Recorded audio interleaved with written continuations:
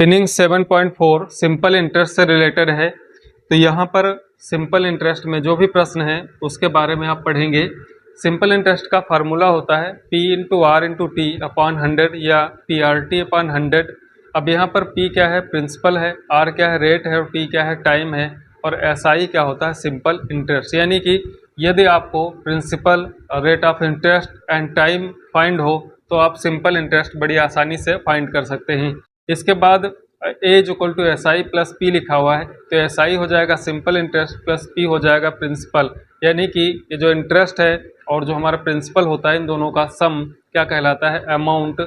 उसके बाद यहाँ पर A equal to SI plus P दिया हुआ है, तो यहाँ पर SI हो गया इंटरेस्ट और P क्या हो गया, प्रिंसिपल। तो जो प्रिंसिपल और SI का सम होता है वो अमाउंट कहलाता है। अब यहाँ पर समझते हैं इसके बारे में, कुछ पॉइंट दिए हैं बुक में। यहाँ पे दिया है कि the money taken as loan is known as the sum और principal and is denoted as P। यानी कि वह धन जो बैंक से लोन के रूप में लिया जाता है वो क्या कहलाता है, सम या फिर प्रिंसिपल कहलाता है, और उसको डिनोट करते हैं कैपिटल P से। तो यहाँ पर आप किसी को धन उधार देते हैं या किसी से उधार लेते हैं तो जितना पैसा आप उधार लेते हैं या देते हैं वो क्या कहलाएगा, प्रिंसिपल कहलाएगा।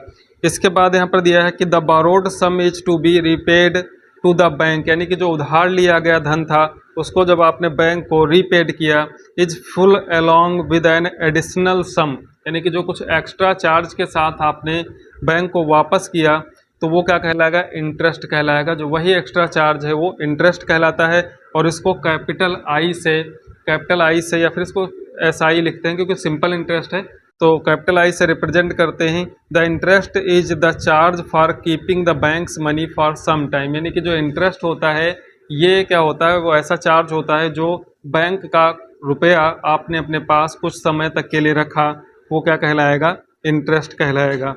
इसके बाद दिया है the money repaid or return which include interest and principal. यानी कि वह मनी जो आपने रीपेड किया, इसमें रिटर्न किया या रिपेड किया बैंक को, इंक्लूड इंटरेस्ट एंड प्रिंसिपल। इसमें क्या होता है, इंटरेस्ट भी होता है और प्रिंसिपल, इन दोनों को मिला करके जो आपने रिटर्न किया, वापस किया। जैसे मान लीजिए 1000 रुपीज़ आपने किसी से उधार लिए और उसको रिटर्न कर रहे हैं 1100 यानी कि 1100। तो यहाँ पर 1000 क्या है, प्रिंसिपल है, 100 क्या है, इंटरेस्ट है। तो दोनों को मिला करके जो 1100 बना वो क्या कहलाएगा, अमाउंट कहलाएगा। और यहाँ पे कह रहा है कि is denoted as capital A, amount को कैपिटल ए से डिनोट करते हैं। तो अमाउंट इज इक्वल टू हो जाता है सिंपल इंटरेस्ट प्लस प्रिंसिपल या फिर इंटरेस्ट प्लस प्रिंसिपल। तो A is equal to P plus I करके उसको लिखते हैं। और जो SI का फार्मूला बनता है वो PRT अपॉन 100 होता है। फिर यहाँ से इसी फार्मूले से एक P का फार्मूला, एक R का और एक T का फार्मूला बनेगा, जिसमें क्या होगा, यदि हमको प्रिंसिपल का फार्मूला बनाना हो तो हम क्या करेंगे, यहाँ पर जो SI है इसको 100 से मल्टीप्लाई करेंगे, यानी कि SI इंटू 100 और अपॉन में बाकी के दो चीज़ें यहाँ पर R और T, यहाँ पर R और T अपॉन में आ जाएगा इज इक्वल टू P। तो SI के फार्मूले से P का फार्मूला बन सकता है, R का फार्मूला बन सकता है और T का फार्मूला बन सकता है। तो यहाँ पर आपको दो मेन फार्मूले याद रखने हैं, एक तो SI का जो कि PRT अपॉन 100 है और एक अमाउंट का जो कि इंटरेस्ट प्लस प्रिंसिपल होता है। तो यहाँ पर क्वेश्चन नंबर फर्स्ट में इसके ए से लेकर के ए तक 5 पार्ट दिए हुए हैं। इन 5 पार्ट में आपको PRT दिया हुआ है और फाइंड करना है आपको सिंपल इंटरेस्ट।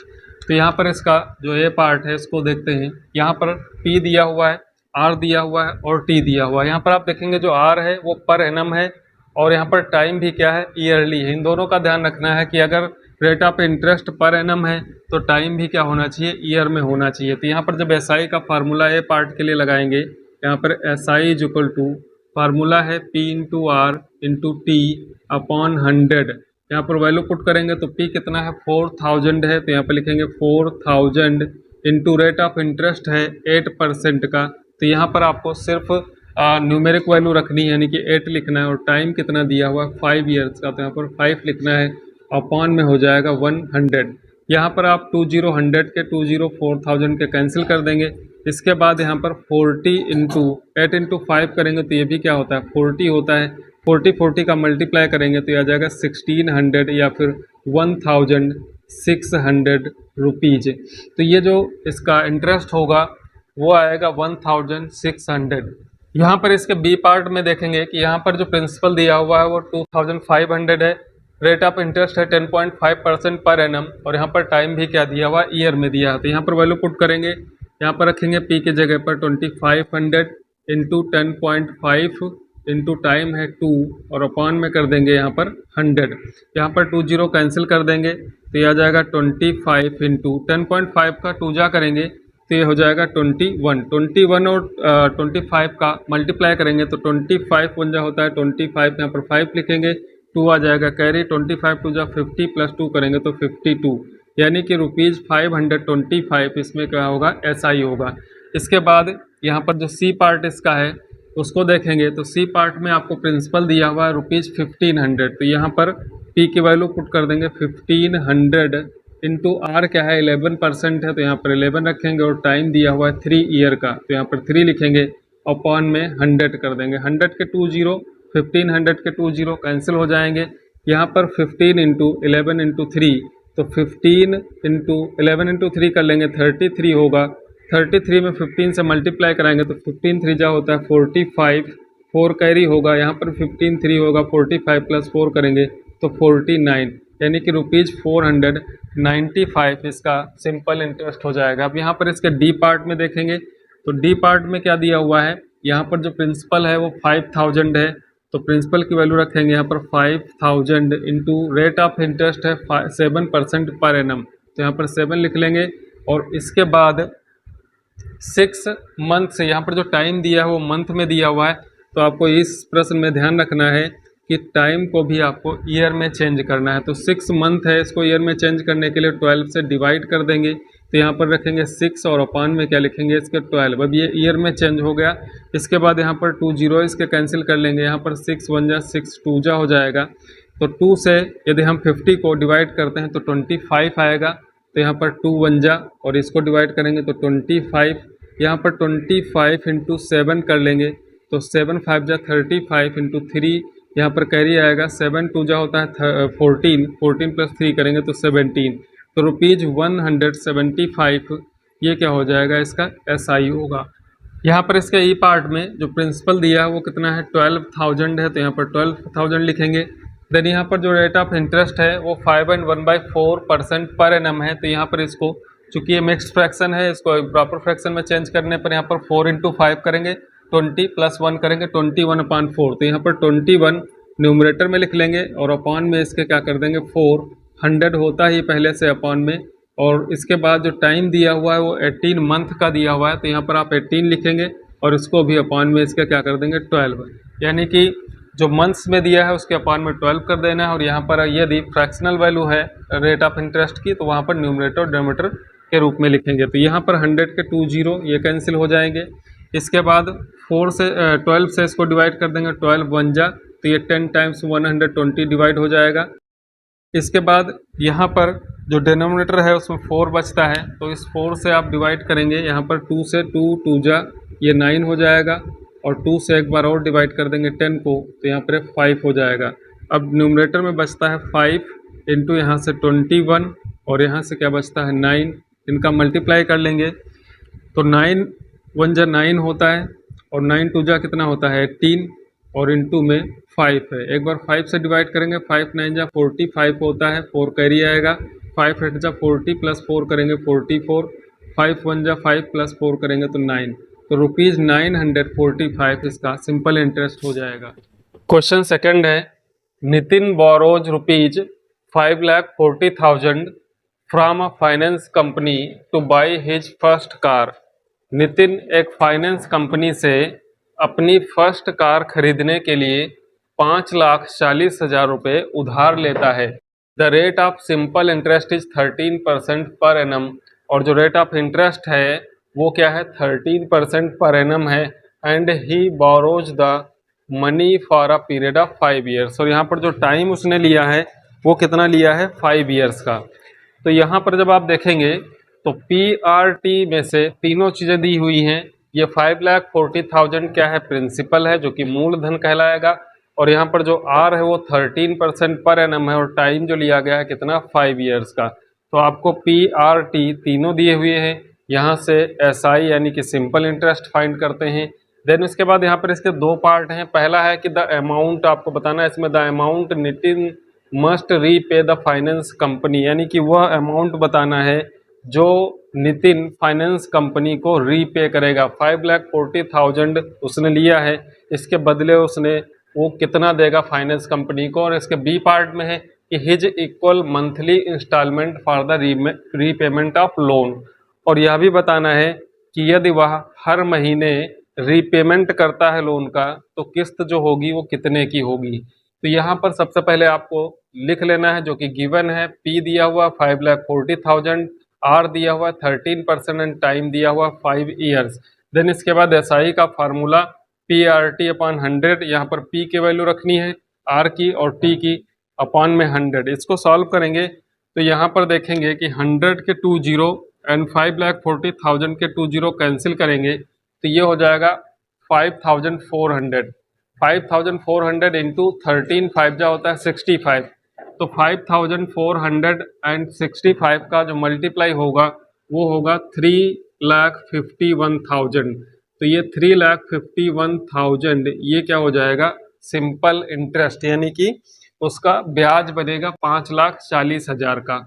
अब बताइए 5,40,000 रुपये उसने उधार लिए, उसका ब्याज वो देगा 3.5 लाख के करीब, कम से कम यहाँ पर 3,51,000 रुपये उसको ब्याज देना पड़ेगा। तो ये पहली चीज। तो यहाँ पर जो इसका फर्स्ट पार्ट था उसमें क्या है, अमाउंट बताना है, और अमाउंट का जो फार्मूला बनता है जितना प्रिंसिपल होता है उसमें जो इंटरेस्ट है ऐड कर देते हैं तो अमाउंट कहलाएगा। तो इसमें बताना है कि amount Nitin must repay the finance company, यानी कि कुल कितना धन उसको लौटाएगा। तो A is equal to P plus I, यहाँ पर जो प्रिंसिपल है वो 5,40,000 है और यहाँ पर जो इंटरेस्ट आया है वो 3,51,000 है। दोनों को ऐड करेंगे तो ये बन जाएगा ₹8,91,000। 5,40,000 उधार लेने पर इसको 13% पर एनम के हिसाब से 5 साल में जो धन लौटाना होगा वो कितना होगा, 8,91,000। ये तो हो गया ए पार्ट का आंसर। अब इसके बी पार्ट में है कि अगर ये मंथली इंस्टॉलमेंट रीपेमेंट करता है तो कितनी होगी। अब यहाँ पर जो टोटल अमाउंट है वो 8,91,000 है, इसको वापस करना है कितने समय में, 5 ईयर्स में। और 5 ईयर्स में जो मंथ्स होंगे, चूंकि 1 ईयर में 12 होते हैं तो 5 ईयर्स में कितने हो जाएंगे, 60 मंथ। तो इस अमाउंट को 60 जगह डिवाइड कर देना, यानी कि 60 से इसको डिवाइड करना है। तो यहाँ पर हिज इक्वल मंथली इंस्टॉलमेंट 8,91,000 को 60 से डिवाइड करेंगे तो जब डिवाइड करेंगे, डिवाइड करने पर यहाँ पर आ जाता है ₹14,850। यहाँ से 1 जीरो कैंसिल कर लेंगे, देन 6 से डिवाइड करेंगे तो आ जाएगा ₹14,850 पर मंथ उसको रिपेमेंट करना है 5 ईयर्स तक, तब जाकर के उसका जो रिपेमेंट होगा वो 8,91,000 होगा। यहाँ पर क्वेश्चन थर्ड दिया है कि John a retired person, John एक रिटायर्ड पर्सन है, runs his house by the interest earned on the money deposited by him in a bank, यानी कि वो अपना घर, जो उसका घर चलता है वो ब्याज पर चलता है, किसके, जो धन उसने बैंक में, किसी बैंक में डिपॉजिट कर रखा है। यानी कि जॉन एक रिटायर्ड पर्सन है, उसका घर का खर्च उसके बैंक में डिपॉजिट जो अमाउंट है उसके ब्याज पर चलता है, और उसने डिपॉजिट कितना किया हुआ है, if he deposited ₹5 lakh at 12% per annum, यानी कि उसने 5 लाख रुपए बैंक में डिपॉजिट कर रखे हैं जो कि बैंक उसको ब्याज देता है 12% पर एनम का। यहाँ पर बताना है कि find his monthly interest earned, यानी कि वो महीने का कितना ब्याज अर्न करता है। तो यहाँ पर आप देखेंगे कि आपको जो प्रिंसिपल है वो 5 लाख दिया हुआ है, जो रेट ऑफ इंटरेस्ट है 12% पर एनम है। क्योंकि यहाँ पर मंथली इंटरेस्ट बताना है, यानी कि आपको एक महीने का जो टाइम है वो 1 मंथ है। तो यहाँ पर S I is equal to P R T अपन 100 लिखेंगे। यहाँ पर जो पी है वो 5 लाख होगा और रेट ऑफ इंटरेस्ट क्या है, 12% है, तो यहाँ पर 12 लिखेंगे।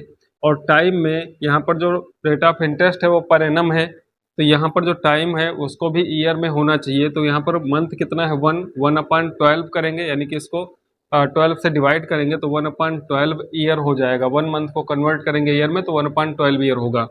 अपॉन में 100 होता है, यहाँ से 12 कैंसिल होगा, यहाँ से 2 जीरो कैंसिल होंगे तो बचता है 5,000। तो यहाँ पर जो उसका मंथली इंटरेस्ट है वो कितना हो जाता है, ₹5000। क्वेश्चन 4 है, mister Khan donated ₹80,000 to a trust on the condition that the interest earned will be used for giving 5 scholarship of equal value every year if the amount donated earns 12.5% per annum, find the value of each scholarship। यानी कि यहाँ पर क्या है कि mister Khan ने एक trust को 80,000 रुपये डोनेट किए और उसमें शर्त ये रखी कि ये जो 80,000 है इसका जो इंटरेस्ट अर्न होगा उसको 5 स्कॉलरशिप्स के रूप में इक्वल वैल्यू, यानी कि जो 5 स्कॉलरशिप दी जाएंगी उनको बराबर वैल्यू में हर साल दिया जाएगा।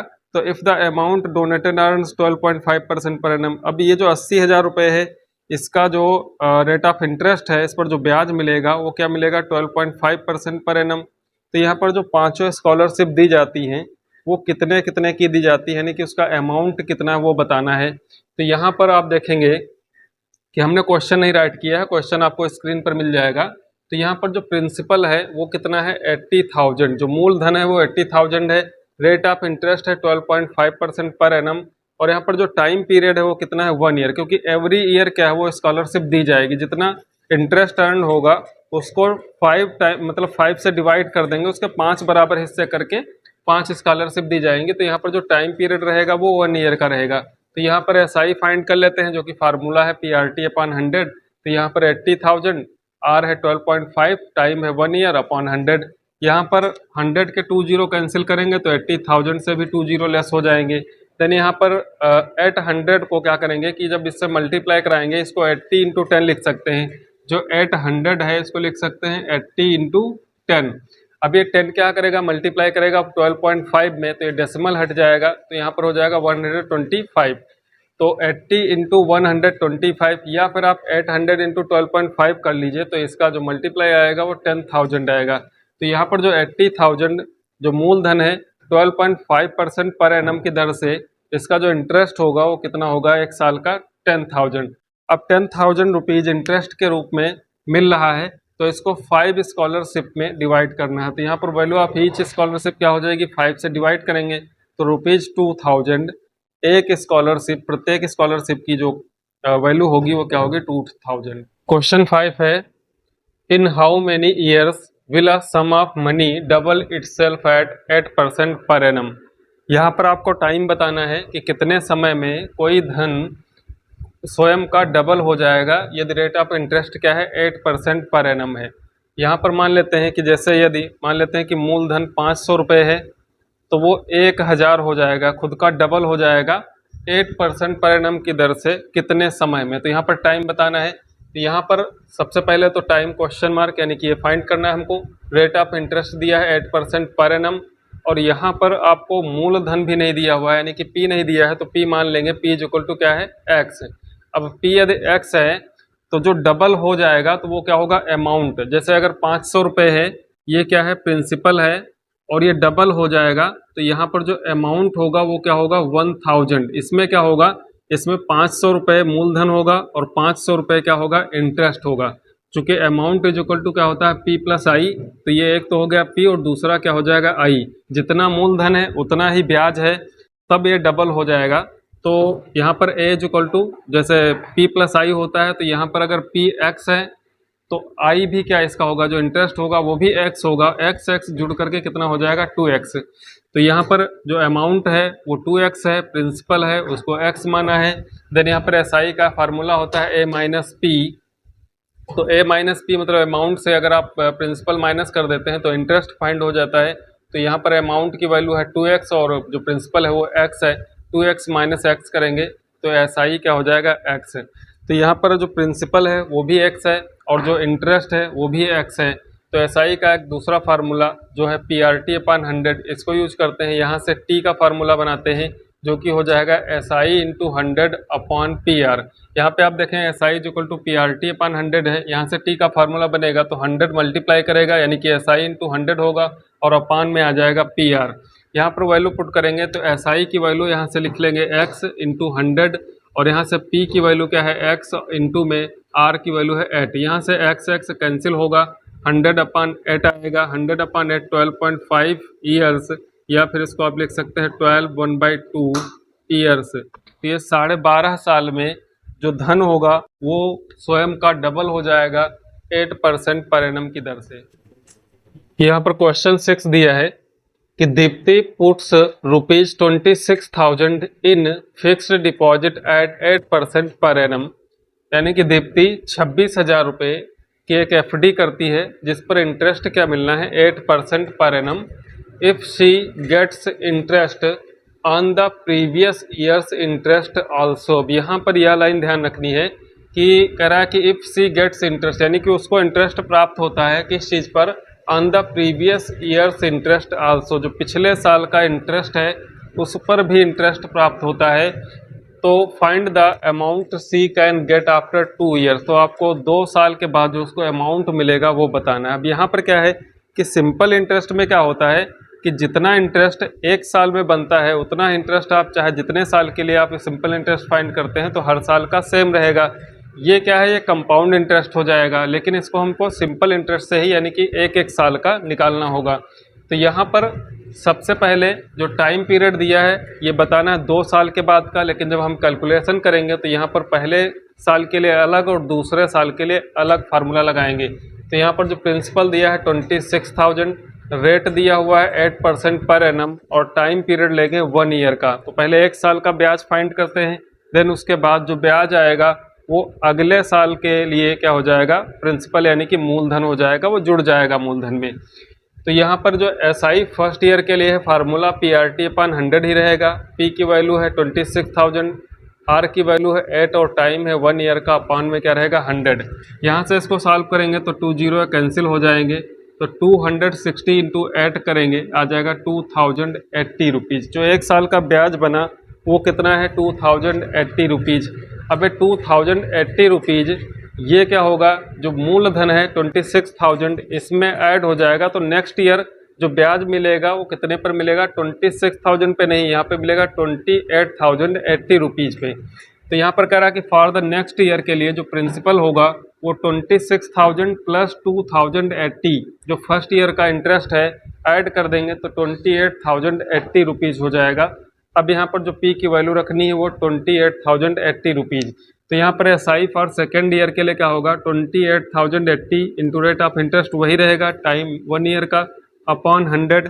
यहाँ से इसको सॉल्व करेंगे तो केवल 1 जीरो कैंसिल कर सकते हैं।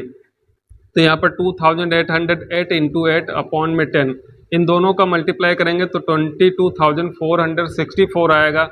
देन 10 से डिवाइड करेंगे तो 2,246.4। अब यहाँ पे चूंकि रुपीज़ होता है डेसिमल के 2 प्लेस तक लिखते हैं तो यहाँ पर 4 जीरो लिख लेंगे। तो यहाँ पर जो 2,246.40 ये क्या है, ये सेकेंड ईयर का इंटरेस्ट है। तो यहाँ पर टोटल SI फाइंड करेंगे, जो फर्स्ट ईयर का इंटरेस्ट था और जो सेकेंड ईयर का इंटरेस्ट है वो दोनों मिल करके हो जाते हैं रुपीज़ 4,326.4। यहाँ पर जीरो लगा लेंगे तो 0.40। तो ये हो गया टोटल ब्याज। अब चूंकि यहाँ पर अमाउंट फाइंड करना जो कि उसको 2 साल के बाद मिलेगा, तो यहाँ पर अमाउंट इज इक्वल टू होता है P प्लस I यानी कि इंटरेस्ट। तो यहाँ पर 26,000 तो था प्रिंसिपल, देन यहाँ पर 4,326.40 ये क्या है, इंटरेस्ट है। दोनों को ऐड करेंगे तो आ जाएगा 30,326.40। क्वेश्चन 7 है, in how many years will ₹20,000 amount to ₹23,000 at 5% per annum simple interest, यानी कि कितने समय में 20,000 रुपया 23,000 हो जाएगा 5% पर एनम की दर से। तो यहाँ पर आप देखेंगे कि जो 20,000 है ये क्या है, मूलधन है आपका, यानी कि P। टाइम आपको फाइंड करना है कितना समय लगेगा, और जो 23,000 है ये क्या है, अमाउंट है, यानी कि इसमें प्रिंसिपल प्लस इंटरेस्ट है दोनों। और यहाँ पर रेट ऑफ इंटरेस्ट कितना दिया हुआ 5%। तो यहाँ पर आपको सबसे पहले क्या करना है कि ये जो अमाउंट दिया है 23,000, अमाउंट में क्या होता है, प्रिंसिपल प्लस इंटरेस्ट होता है, मूलधन और ब्याज होता है। तो इंटरेस्ट फाइंड कर लेते हैं पहले। तो यहाँ पर A का फार्मूला लिखेंगे तो A इज इक्वल टू होता है P प्लस I। A की वैल्यू है 23,000 और यहाँ पर P की वैल्यू है 20,000। देन यहाँ पर I फाइंड कर लेंगे तो ये सब्ट्रैक्ट होगा, तो आ जाएगा 3,000 इज इक्वल टू I, यानी कि जो इंटरेस्ट है वो कितना है 3,000 है। तो यहाँ पर जो इंटरेस्ट है वो 3000 है। इसी आई को SI भी कहते हैं। अब SI का फार्मूला लगाएंगे तो SI is equal to P into R into T upon में 100 होता है। SI की जो वैल्यू है यहाँ पर 3000 है, P की वैल्यू है 20,000, R है 5% पर एनम का, और टाइम फाइंड करना है। यहाँ पर अपॉन में क्या है 100 है। यहाँ से 2 0 कैंसिल करेंगे तो ये 200 इंटू 5 होगा। तो इसका मल्टीप्लाई कराते हैं। सबसे पहले यहाँ पर 3000, यहाँ पर 2 0 लिखेंगे, 5 2 जा कितना होगा 10, तो ये आ जाएगा 1000 इंटू T। 1000 से इसको डिवाइड कर देंगे तो 3000 इसके अपॉन में आ जाएगा 1000 इक्वल्स में बचेगा T। ये 0 कैंसिल हो जाएंगे तो यहाँ पर T इज इक्वल टू आ जाएगा 3। तो ये चूँकि टाइम है इसलिए ईयर्स होगा। तो यहाँ पर जो टाइम है वो 3 ईयर्स आया, यानी कि 3 साल में 20,000 रुपया 23,000 रुपया हो जाएगा 5% की दर से। क्वेश्चन 8 है at what rate percent of SI। Question 8 है at what rate percent of simple interest will ₹6,200 amount to ₹9,920 in 4 years. तो यहाँ पर आप देखेंगे कि यहाँ पर आपको टाइम दिया हुआ है, यहाँ पर आपको P दिया हुआ है और यहाँ पर आपको A दिया हुआ है। आपको R फाइंड करना है, यानी कि रेट ऑफ इंटरेस्ट।